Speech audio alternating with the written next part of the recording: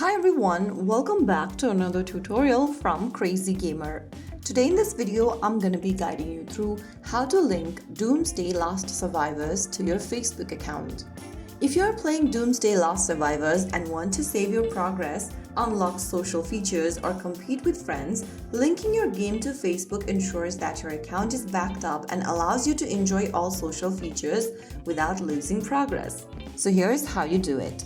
Launch open Doomsday Last Survivors game on your device and log in. Once you're inside the home screen or the lobby screen, go ahead and tap on your profile avatar at the top left corner. Once you do that, you'll end up in this Commander Info section where you need to tap on Settings at the bottom left. Inside Settings, click on Account. Under Account, go to the Facebook option and tap on Link right next to it. Now, get ready to enter your Facebook account's credentials when prompted. After typing down your credentials, you'll be taken to this Allow Access page where you need to tap on Continue.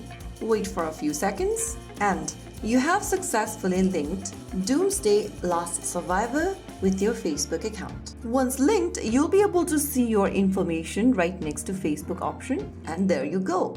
That's how you successfully link Doomsday Last Survivors to Facebook.